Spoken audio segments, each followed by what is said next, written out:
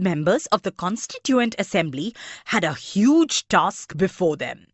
The country was made up of several different communities who spoke different languages, belonged to different religions, and had distinct cultures. Also, when the constitution was being written, India was going through considerable turmoil. The partition of the country into India and Pakistan was imminent. Some of the princely states remained undecided about their future, and the socio-economic condition of the vast mass of people appeared dismal. All of these issues played on the minds of the members of the Constituent Assembly as they drafted the Constitution.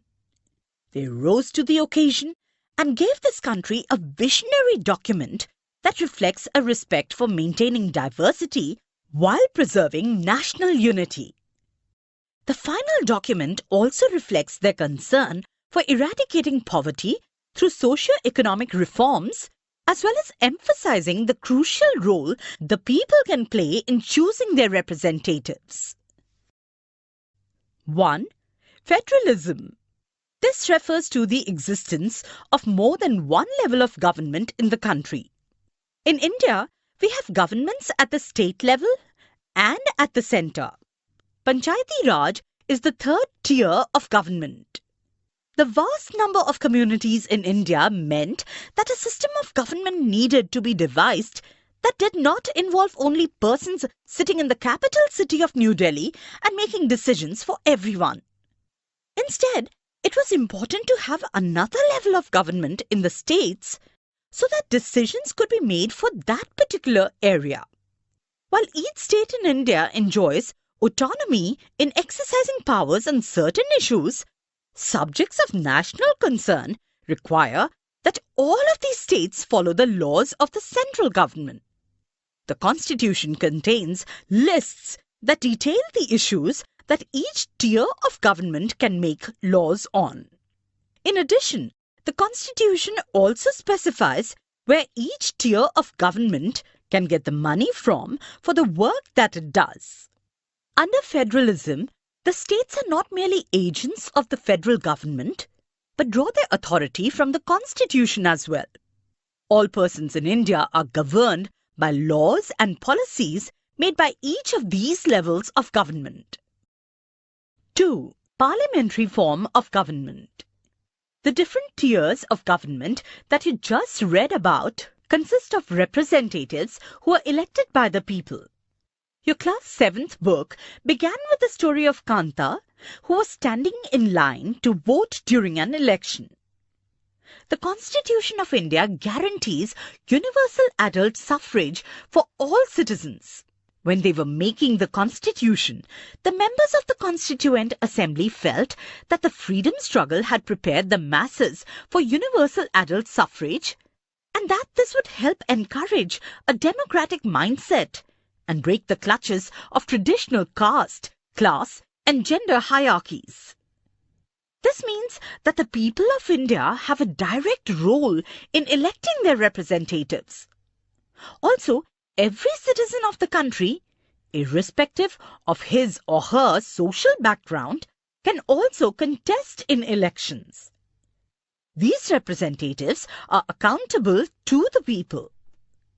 You will read more about why representation is crucial to democratic functioning in Unit 2 of this book. 3. Separation of powers. According to the Constitution, there are 3 organs of the state. These are the legislature, the executive, and the judiciary. The legislature refers to our elected representatives. The executive is a smaller group of people who are responsible for implementing laws and running the government. The judiciary, of which you will read more in Unit 3 of this book, refers to the system of courts in this country. In order to prevent the misuse of power by any one branch of the state, the Constitution says that each of these organs should exercise different powers. Through this, each organ acts as a check on the other organs of the state and this ensures the balance of power between all three.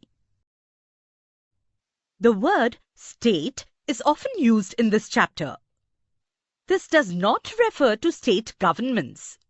Rather, when we use state, we are trying to distinguish it from government.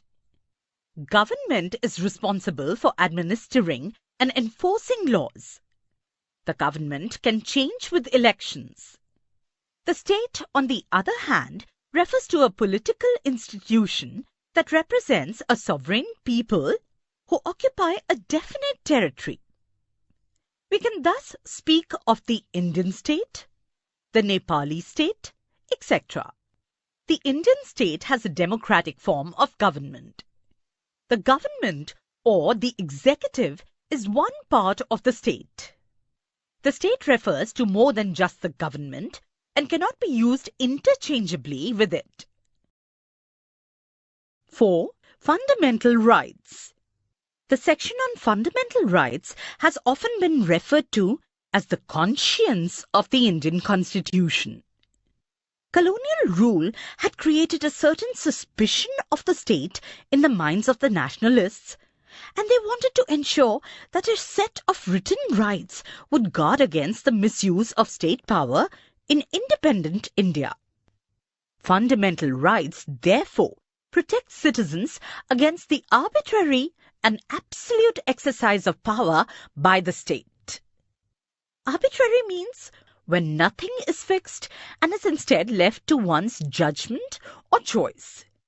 This can be used to refer to rules that are not fixed or decisions that have no basis, etc.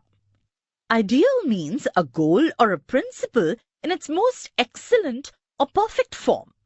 The Constitution, thus, guarantees the rights of individuals against the state as well as against other individuals.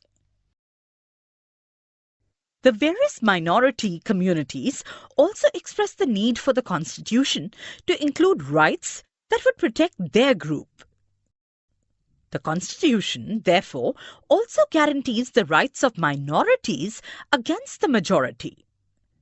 As Dr. Ambedkar has said about these fundamental rights, their object is twofold. The first objective is that every citizen must be in a position to claim those rights. And secondly, these rights must be binding upon every authority that has got the power to make laws. In addition to fundamental rights, the Constitution also has a section called Directive Principles of State Policy. This section was designed by the members of the Constituent Assembly to ensure greater social and economic reform and to serve as a guide to the independent Indian state to institute laws and policies that help reduce the poverty of the masses. The fundamental rights in the Indian Constitution include 1. Right to equality. All persons are equal before the law. This means that all persons shall be equally protected by the laws of the country. It also states that no citizen can be discriminated against on the basis of their religion, caste, or sex.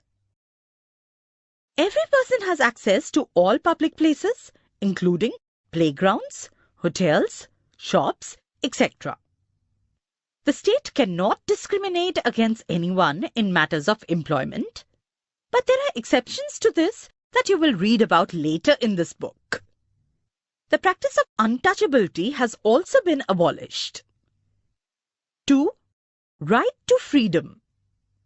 This includes the right to freedom of speech and expression, the right to form associations, the right to move freely and reside in any part of the country, and the right to practice any profession, occupation, or business. Right against exploitation. The Constitution prohibits trafficking, forced labour, and children working under 14 years of age. Trafficking means the practice of the illegal buying and selling of different commodities across national borders. In the context of fundamental rights discussed in this chapter, it refers to illegal trade of human beings, particularly women and children. 4. Right to freedom of religion. Religious freedom is provided to all citizens. Every person has the right to practice, profess, and propagate the religion of their choice. 5. Cultural and educational rights. The Constitution states that all minorities, religious or linguistic, can set up their own educational institutions in order to preserve and develop their own culture. 6. Right to constitutional remedies. This allows citizens to move the court if they believe that any of their fundamental rights have been violated by the state. 5. Secularism. A secular state is one in which the state does not officially promote any one religion as the state religion. We will read more about this in the following chapter. You now understand the ways in which a country's history often determines the kind of constitution that a country adopts for itself. The constitution plays a crucial role in laying out the ideals that we would like all citizens of the country to adhere to, including the representatives that we elect to rule us. Just like in the game of football, a change of constitutive rules will affect the game. Indian Constitution has been changed over the years to reflect new concerns of the polity. Often, a major change in the Constitution means a change in the fundamental nature of the country. We saw this in the case of Nepal and how it needs to adopt a new constitution after it has recently become a democratic society. The Indian Constitution. Key features. By the beginning of the 20th century, the Indian national movement had been active in the struggle for independence from British rule for several decades. Indian national movement. The Indian national movement emerged in 19th century India and saw thousands of men and women coming together to fight British rule. This culminated in India's independence in 1947. You will learn about this in greater detail in your history textbook this year. During the freedom struggle, the nationalists had devoted a great deal of time to imagining and planning what a free India would be like. Under the British, they had been forced to obey rules that they had very little role in making. The long experience of authoritarian rule under the colonial state convinced Indians that free India should be a democracy in which everyone should be treated equally and be allowed to participate in government. What remained to be done then was to work out the ways in which a democratic government would be set up in India and the rules that would determine its functioning. This was done not by one person, but by a group of around 300 people who became members of the Constituent Assembly in 1946 and who met periodically for the next 3 years to write India's constitution.